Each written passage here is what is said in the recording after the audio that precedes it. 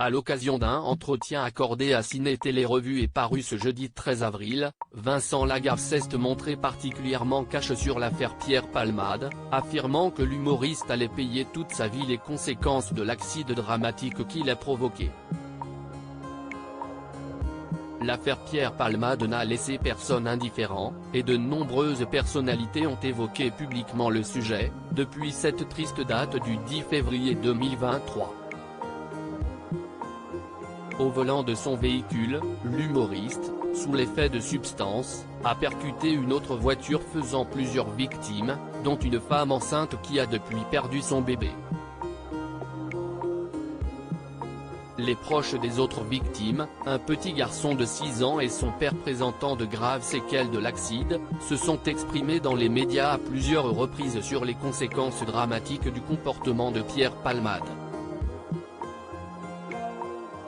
Après plusieurs semaines de silence, Muriel Robin avait accepté de dire quelques mots au micro de BFM TV, lors d'une sortie officielle dans un théâtre parisien, pour exprimer la peine qu'elle ressentait pour les victimes. On connaît tous l'histoire. Moi je pense essentiellement aux victimes qui sont à l'hôpital. J'espère que la justice fera ce qu'il faut. Je ne peux même pas dire la phrase « adoucir quoi que ce soit », mais ça peut pas être adouci, je pense aux victimes, comme je l'ai dit, avait-elle déclaré. Il faut laisser la justice faire. Parmi les personnalités qui ont pris la parole sur cette affaire terrible, Isabelle Balkany, Laurent Ruquier, qui a affirmé comprendre le silence de Muriel Robin, ou encore Jean-Marie Bigard, qui a avancé une théorie curieuse sur la vie de l'humoriste. Interrogé dans les colonnes de Ciné Télé Revue, dans le cadre de la promotion de son autobiographie intitulée Je m'appelais Franck, Vincent Lagaffe n'y est pas allé par quatre chemins pour évoquer le drame qu'est devenu la vie de Pierre Palmade. Pierre Palmade a fait une connerie et va la payer toute sa vie. Mais le père va boiter toute sa vie et le fils va avoir la gueule de Ribéry.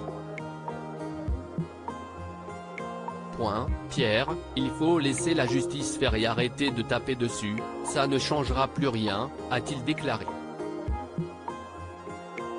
Puis de poursuivre, professionnellement, ça va être compliqué pour lui, financièrement, il ne va pas s'en relever.